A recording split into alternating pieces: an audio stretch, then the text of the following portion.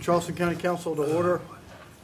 Do I hear a motion to go into executive session? So moved.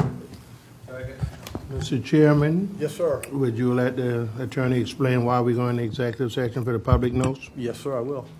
Yes, sir, there's a need for an executive session for the attorney to provide legal advice to counsel. Thank you. All in favor, say aye. Aye. Opposed? The ayes have it. Thank you very much. We'll be back.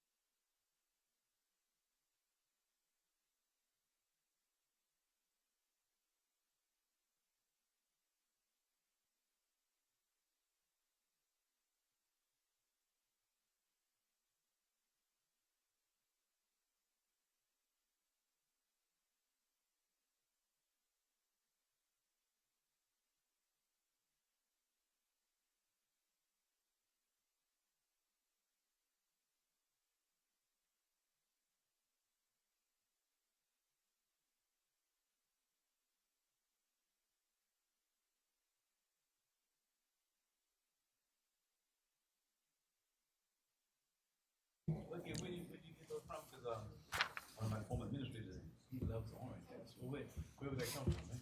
Well, we go to there's a store up in Florence called Rival. I think they used to have one downtown. But this thing is like everything Clemson and Carolina you could ever imagine in one It's store. huge, yeah. It is absolutely just huge. It takes us like 3 or 4 hours to go through that store every time we go up there. Rival, that's an R-I-V-L? Yes, sir. It's near the Civic Center Yep. in that area. Yes, sir. And in each other, if they make it, you got a Carolina Gamecock or a Clemson Tiger ball, it's in that store. So have a fun. I'm gonna have to check it out.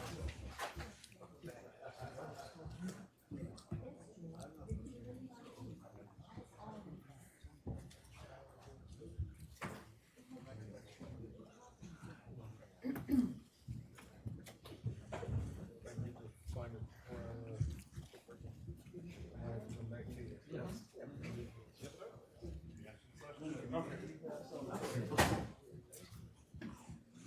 So, last time I was in there, Oh, man. they had a sheet steel, Yes, sir. Get up. but it's 6 foot tall. Yeah, I see that. That's it. I had to take a picture and leave the bottom. So you can afford that, right?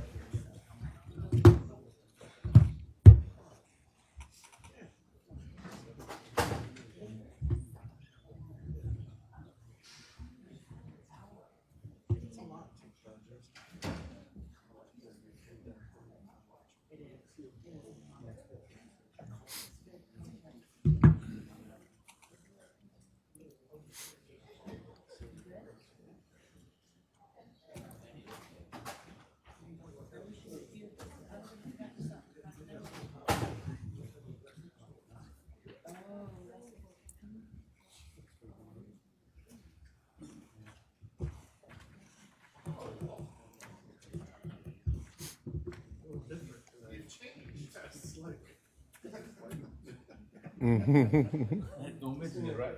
I was waiting for you to say something. I hear you looking back there, but I didn't put.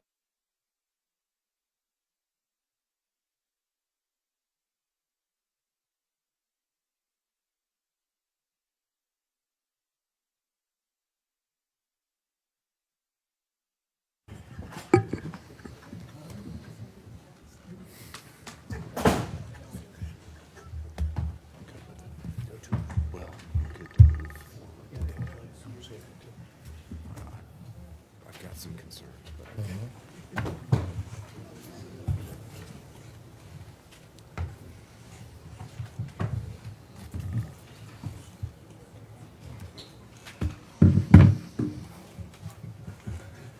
All right, thank y'all. Thank y'all. We are back in executive session where we received legal advice and discussed contractual negotiations regarding the union peer TIF. Do I hear a motion? Mr. Chair? Yes, sir. We can do the minutes. Okay. Sorry. Are we on the agenda? Y'all want to do the minutes? First we discussion. I move to approve the IGA between the City of Charleston and Charleston County regarding the county's participation in the Union Pier TIF pursuant to the terms discussed in executive session, and authorize the chairman to execute the agreement with the understanding that all documents will be approved by the county attorney's office. Second. Okay, it's been moved and seconded. Now we can have some discussion.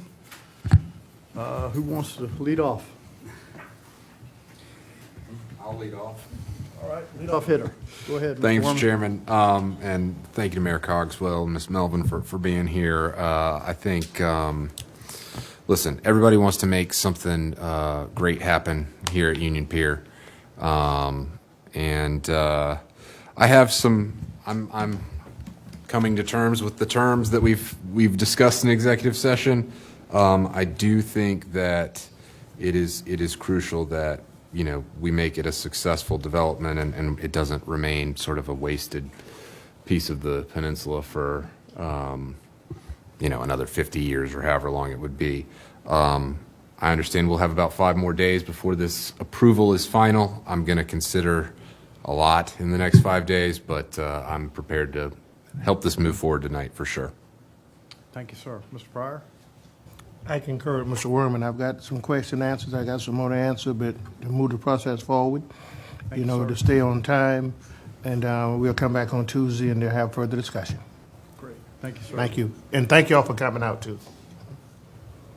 Anyone next? Ironically, and I guess I am the antithesis to Mr. Werman and Mr. Pryor. Not that I would not want to see this happen, but there's money for developers, there's money for the county, and there's going to be money for the city. But the most important aspect of it, what are the residents going to procure? What are they going to gain? Or should I say, what are they going to lose? The value of property will rise exponentially, resulting in higher taxes. Property increase will bring about greater home insurance. Now, I've always championed myself with the black, poor, and disadvantaged whites. But it's on the other side of the spectrum now in downtown Charleston, where the wealthy whites are going to be at a disadvantage. I have a couple of friends downtown Charleston who are now saying that they don't even have house insurance now because the value of the homes have gone up so high, they can't afford it. And I'm talking rich people.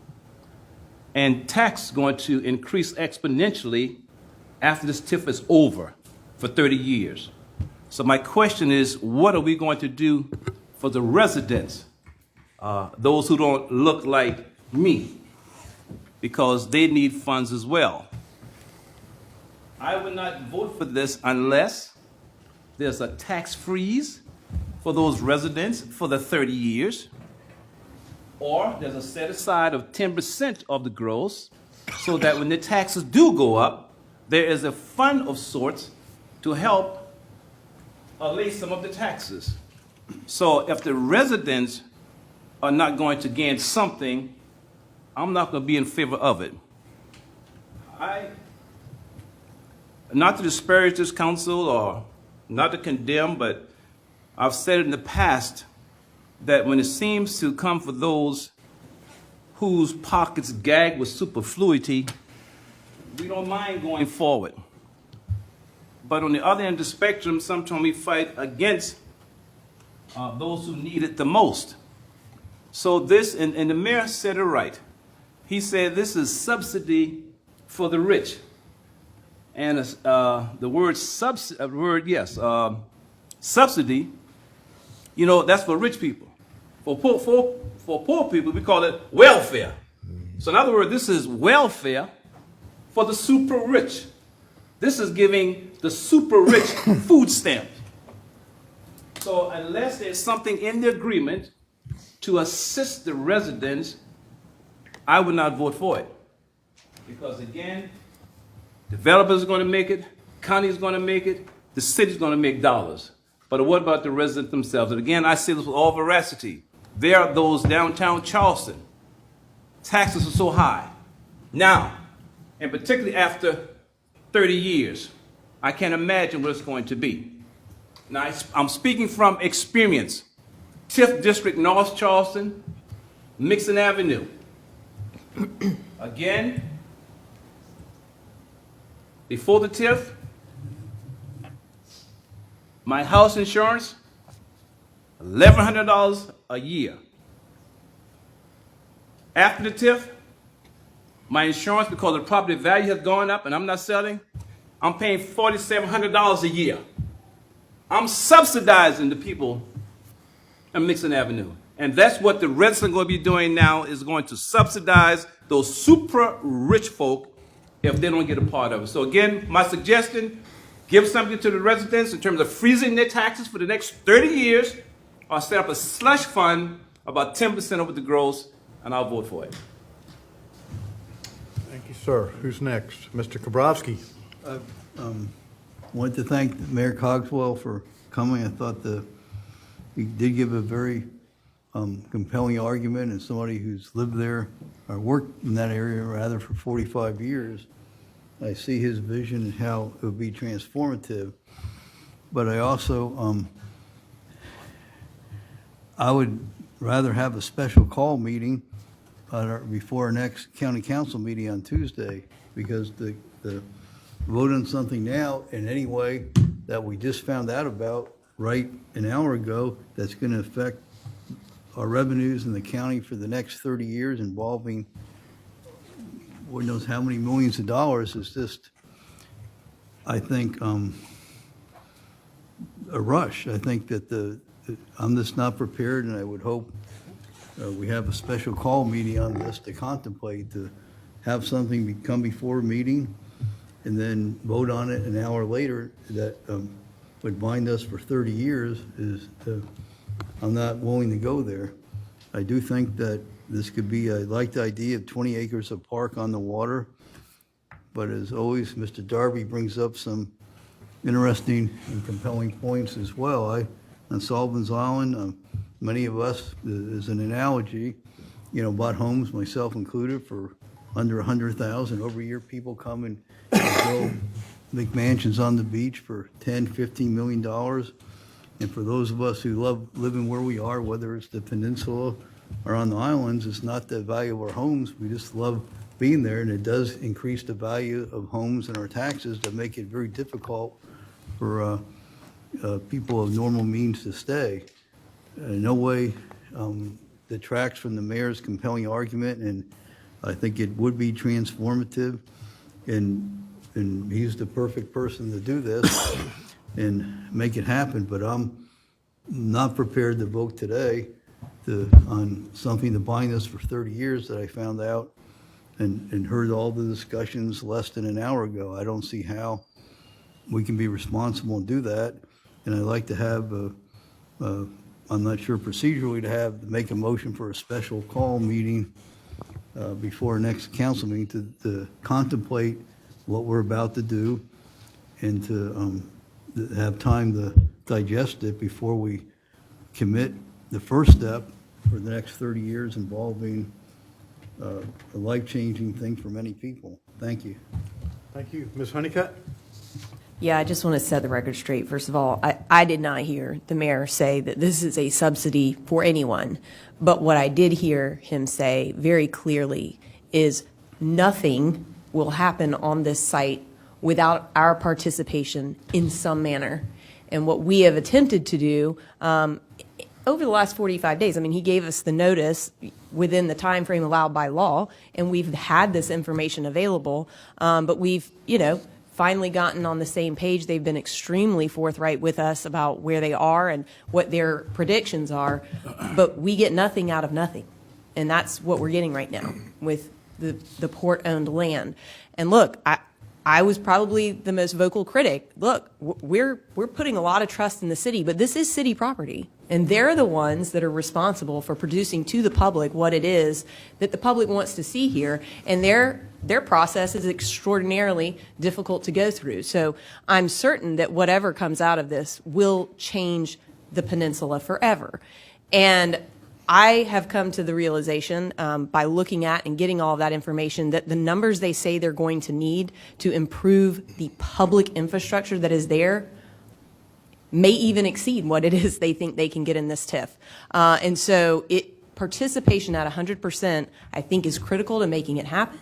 And we have done the best we could at negotiating a way to create some revenue. So I want to be clear about this motion as well. The motion is to allow the chairman to negotiate. We're not voting on a specific IGA tonight, but it will be finalized by Tuesday for us to vote on. And I think the public deserves to hear from us tonight and to see action from us tonight so that they can weigh in on Tuesday, because that's our opportunity. They get to weigh in at public comment. So my hope is that we can move this on to Tuesday and have a discussion that everybody can, in the next 5 days, really come around those terms, have conversations, ask whatever questions need to be asked to make sure they are comfortable with it. Another thing that was raised is that we have never in the history of our participation in TIFs required this much of a participating party. And the city's come to the table, open, willing to discuss, and so for that, thank you very much. I appreciate that. Mr. Chairman? Yes, sir, Mr. Darby. Excuse me, is there anybody else who hadn't spoken first one time? I certainly would like to Mr. just, Middleton, Reverend Middleton, go ahead. Excuse me, sir. He Yes, was sir. getting a turn, but I was recognized first, sir. oh, I'm sorry. Go ahead. Thank you, sir. Well, I regret it wasn't heard by all that subsidy for the rich was said, because that's what I heard and that's what I wrote down, so I regret if you didn't hear it correctly. Again, I'm not opposed to the project. All I'm asking is give a relief to the residents. That's all I'm asking. So it's not that I'm in opposition of this. I'm saying help out the residents because, again, after 30 years in all TIF districts, thereafter, prices go up. And I've got folks here, again, who don't look like me, are making complaints about the high taxes now. So that's why I would like to have some type of relief for them. Simple as that. Sir, Reverend Middleton? Mr. Chair, I simply wanted to say that we were informed 45, 60 days ago, and I've been in my mind and physically, as intellectually as I could, participating in at least finding more information about this project. The mayor has reached out personally. I met with him virtually in order to learn more. Certainly, I remember going back to my childhood. I grew up over there, in that area. My family originally Washington Street, migrated to Hanover Street, and so all of my life has been on the east side of Charleston. My grandfather was a longshoreman on those same ports. Back then, Ms. Melvin, there were not the security that we have now, so we were able to walk onto the port. So I remember, as a child going down there, the banana boats, whatever the case is, and freely navigating, that area. And certainly, all the years going to the Harris Teeter down there in the vegetable bin, as we used to call it, that no longer exists, buying the things that my grandmother would send me to get for our family, for subsistence. It just becomes a reality that when given me individually the opportunity to further engage the process, I took full advantage of at least the information that was provided. Listening in executive session, sometimes I'm against going into the executive session because I think some of these things we can discuss like we're discussing right now. But listening in the executive session, hearing the timeline that Ms. Ham laid out for us when they found out certain things that needed to then be transmitted to us. It seems hasty, but then it was timely, and even today is timely, in my opinion, based on the information that was given. Ms. Honeycutt even called me along the way based on some conversations just to summarize, snapshot, and give a high-level overview, which she didn't have to do, but I appreciated. We heard again some of that tonight. I really feel that when looking at matters like this, that is transformative, and I've been one, objectively to say that the county becomes a convener for big things that occurs regardless of the municipality, whether we're talking about a small municipality or a big municipality like Charleston, North Charleston, those larger ones, Mount Pleasant, the larger ones. We still have a moral, ethical responsibility, in my opinion, overarchingly for the good. And whereas the devil may be in the details, I think that sometimes the perfect cannot be advocated, based on just the general good that it would propose. And so I heard, there was some sort of mention of, what's the rush, the urgency, and we were given that timeline tonight, which we have understood on our own. When clocks are ticking, we have then tried to accelerate certain timelines, special meetings, meetings within a certain calendar. The clerk has outlined for us processes and what we're able to do and what we're able to do tonight. And so I say all of that just to say that I think we've had the opportunity internally to engage. If we wanted to engage, I don't feel like this is my first time tonight feeling pressured, receiving information for the first time, because we have been receiving this information. Prior to Mayor Cogswell's election, many of us were already engaged in this process under the former, contemplation of whatever it was going to be. whatever that was, there was still a process. So this is not new as it relates to that. Dutch dialogues, I've sat down so many times trying to figure out the flooding, looking at the most vulnerable of those. When we were contemplating the climate action plan, I was thinking particularly about those on Jackson Street and those on the east side of Charleston who are underwater in the projects in the rich area, wherever, they're all suffering the same thing. And so looking at an equity-centered climate action plan that would enable us robustly to address all of that. So again, those sort of years, these things have been happening. So none of it is new. So I say all that just to say that as it relates to timeline, processes, communication, and engagement, the opportunity to fully engage, personally, myself, I have been extremely comfortable with the overarching process. I recognize that right now time is of the essence. And regardless of how I personally feel about every component of all of the details, I do recognize that if we don't do something, we will not get anything. And so when we received even some of the financial projections, it makes sense. And so I'm just thankful for the opportunity to at least express myself in my perspective and recognizing the extraordinary efforts, even in a week, that have been taken, not losing that, recognizing there's still more work to be done, but by giving the chairman the execution and the ability, and I was on the fence up until just a minute ago, just listening again and then kind of putting some other things aside and then looking at a bigger picture because we still have another shot at this once he comes back. So when he comes back with whatever, the intergovernmental agreement is, then that's something substantive to really have a real debate over. So I think I feel comfortable moving this forward. Thank you, sir. Mr. Moody? Just real quickly, there's been a lot of great comments. Mr. Worman started off really well and bookended with Mr. Middleton. The process has been very transparent. I was at the cruise ship terminal when Mayor Cogswell invited school board members and other elected officials. So every chance has been there to engage if you chose to engage, and so that's what I did. Mrs. Honeycutt pointed out a good fact that nothing from nothing leaves nothing, and the drainage improvements that are going to come behind the Harris Teeter, the affordable housing component, all those things are possible with this project. Now, my first question when Mayor Cogswell was first here is we're going to have expenses that need to be covered over the next 15 to 30 years. I think our staff and the city have figured out a pretty creative way to not only cover our expenses, but to also generate additional revenue to the county. And also give us some facility space that we're going to need for some of our projects down the line. So I'm prepared to move this along. I think it's been very transparent. I congratulate our staff and thank them for coming up with this creative idea, and also to Mr. Gile for putting pen to paper and demonstrating that to the banker who likes the numbers. Thank you, Mr. Chairman.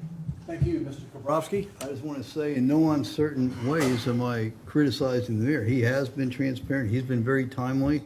And obviously, the whole idea of the TIF has been going on for a long time. I wasn't saying that is untimely. He's done everything. He's been here, made compelling arguments. I was talking about things that came from our side that I first heard or understood like an hour ago. And that's what I'm talking about. Nothing from the city that I'm complaining about. They've been proactive and been there and told us everything and made compelling arguments. So in no way am I talking tonight against the TIF or the idea of it.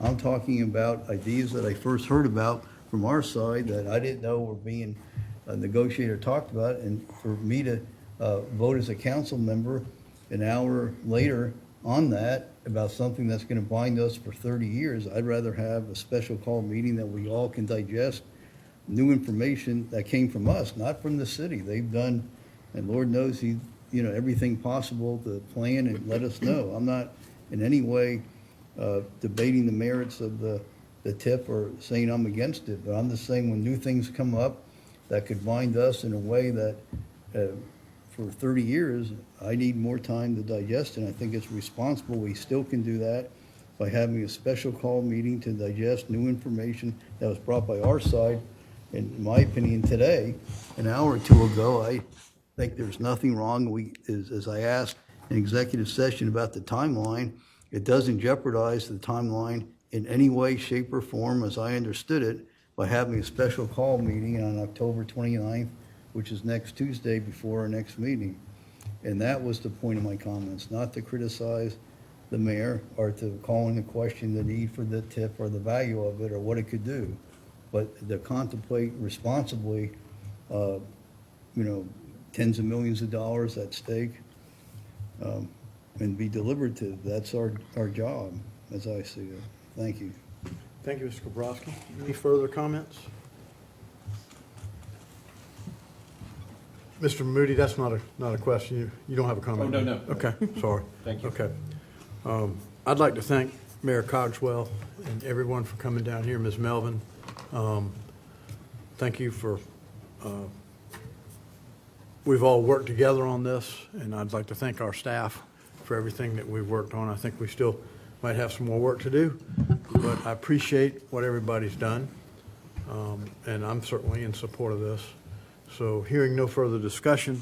Can I have one question? Is it just to Right. enter negotiations with them or pursuant to the terms that were Pardon me? discussed in executive session in a specific manner or agreement, or is it just to enter, just so I understand what I'm voting on? Well, what we discussed is what we are the terms that we have reached to this point. Yes, sir. Reread the motion, maybe? Yeah, Joe, would you read the motion? Certainly.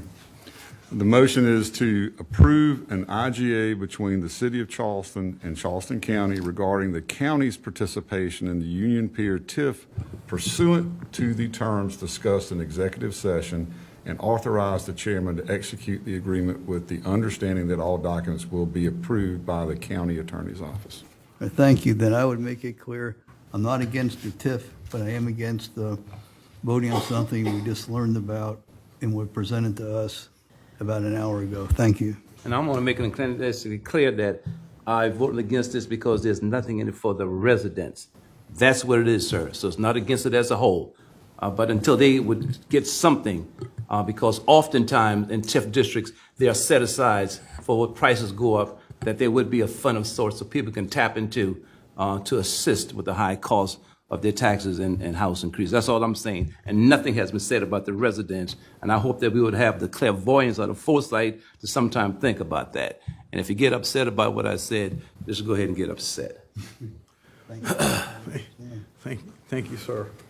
Hearing no further discussion, let's call for the vote. A roll call, please. Okay. Mr. Boykin? Aye. Mr. Darby? Nay. Mrs. Honeycutt? Aye. Mr. Kabrowski? No. Mr. Middleton? Aye. Mr. Moody? Aye. Mr. Pryor's absent. Mr. Werman? Aye. Mr. Sass? Aye. The motion passes with 6 ayes, 2 nays, and 1 absent. Thank you. Thank you. Our next item, Mr. Chair, move to approve 3A through E. yes, sir. I know, I inadvertently left out the minutes. I'm sorry. Can we get approval of the minutes first? Second. Moved and seconded. Any discussion? Finance Committee. Hearing Yes, none. sir. All say aye. Aye. Opposed? The ayes have it. Move to Thank you so approve much. 3A through E. Yes, sir. Second. Oh, we're on. Moved and seconded, A through E. Any discussion about any of those items? Hearing none, all in favor say aye. Aye. Move to approve Opposed? 4A. Thank Second. you. 4A has been moved and seconded. All in, any discussion? Hearing none, all in favor say aye. You've got an Number 5. Move to approve 5A. Second. Moved and We have- seconded for 5A. Any discussion? Yes, sir. What is the eminent domain on what, please? What's being taken away? Go to Reddit. Mr. Darby, there's a number of properties for the intersection of Highway 17A, 17 and Main, that council has approved the construction contract on. There are several parcels that are represented, the owners are represented by attorneys who've asked us to condemn for various reasons. And this is kind of a proactive approach as we continue to negotiate with property owners, and we've been able to settle with a good number of them. But time is of the essence now that we've awarded a construction contract. So as negotiations break down, we will be able to move forward with eminent domain. We can still we still continue, as we often do with the help of our legal office, continue negotiations with those property owners to come up with a resolution. How much land are we talking about, sir? The number.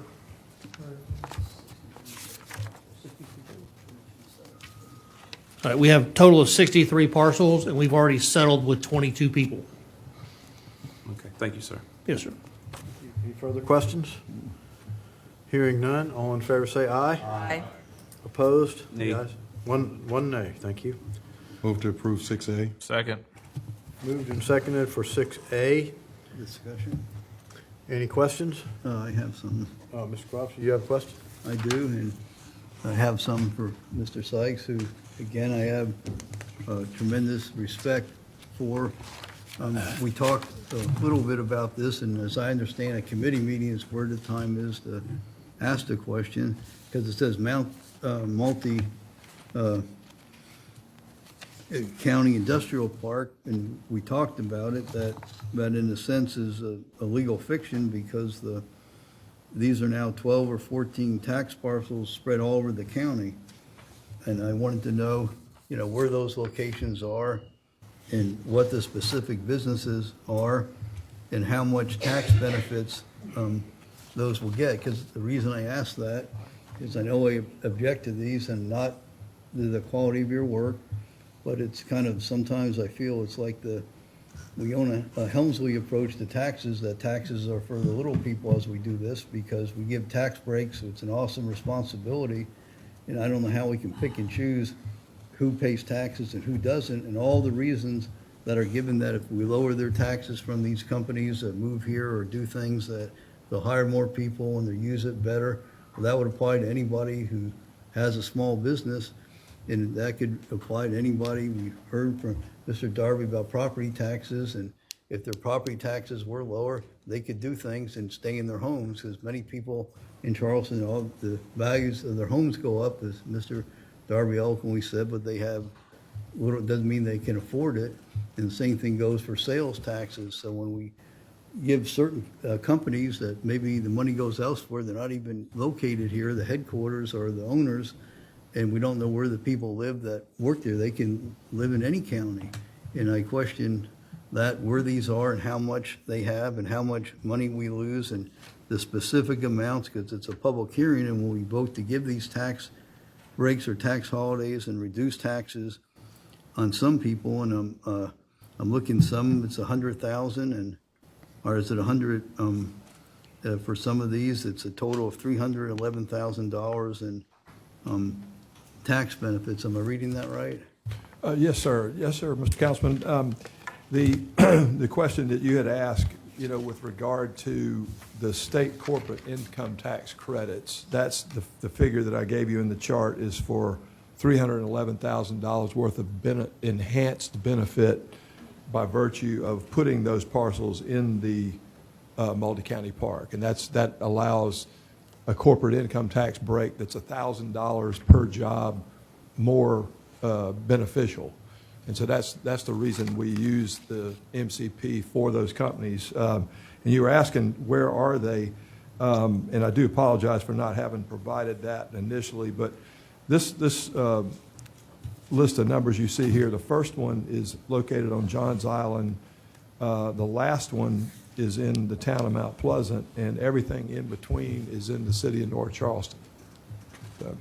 And then there's a number here that says total NTE amount, $12,038,000. Am I reading that right?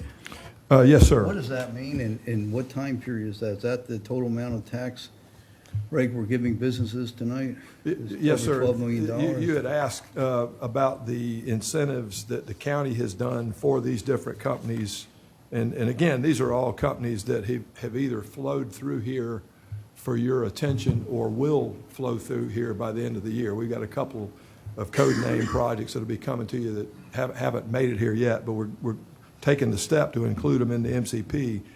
But those are all not to exceed numbers on special source revenue credits. So essentially, it totals about $12 million, and that is a figure that you should view alongside the $142 million that will be coming to the tax entity. So in other words, 12 million of the 142 million is what we pledged in SSRC in order to leverage those companies to create their jobs and make their capital investment. Then I asked the question, what is the $142,147,948.40 mean? That's the total property taxes that'll be rolling in for all the taxing entities over the period of time that we're talking about, which in most cases is 20 years. So the tax incentive is the total NET amount, is that's the incentive that we're voting on to Right. give them, not the other number? Yes, sir. Yeah, that's what we pledged, or what I pledged to these companies, in particular 3 companies that are in that list. That is a portion of the 142 million total dollars we're taking in. And I thank you for your hard work, and I would just ask one question, all the things that you say how would help these companies, wouldn't that also apply to anybody that has a business? If they had tax incentives like this, they could hire more people and do things? I get asked that a good bit, and I have for years. And frankly, the first person to ever ask me that was now Senator Tim Scott, who back at that time was a county council member. The state has not, the General Assembly has not passed a great deal of incentives for smaller businesses. And I think the theory, I'm not inside their head, but I think that the theory over the years has been that the big manufacturing operations bring a lot of value. They bring payroll from another headquarters city into your community, and that those payroll dollars multiply out into the economy and get respent.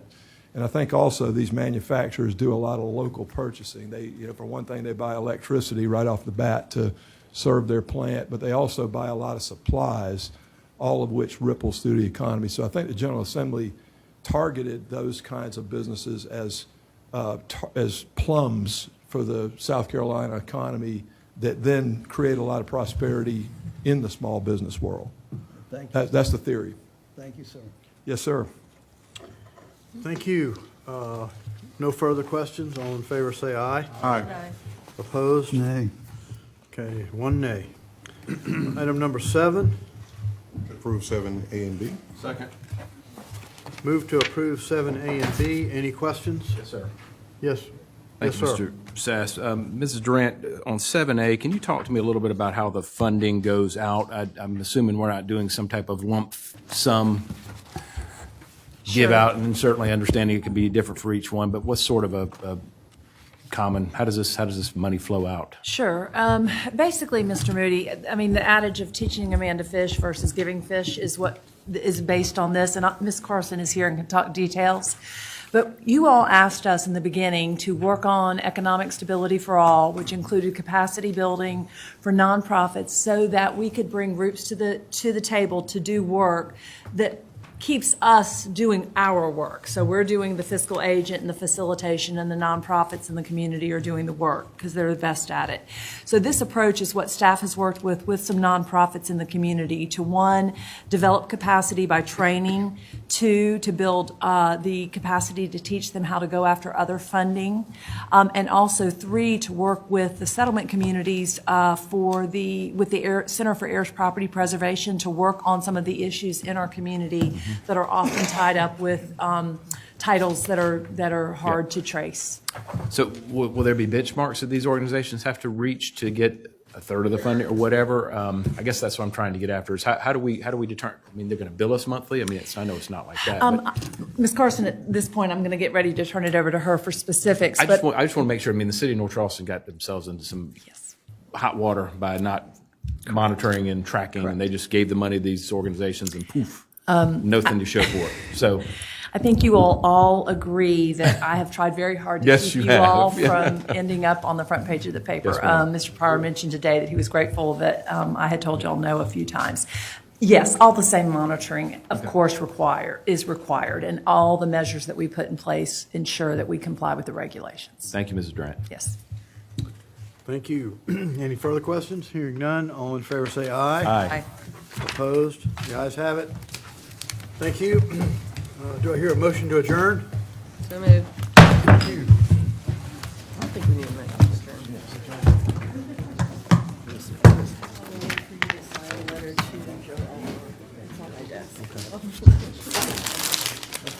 Oh my gosh, I've got 2 Man, I tell you what. Yeah, right now that I Yep, not a rush. That'll come together. Where would you like to have it?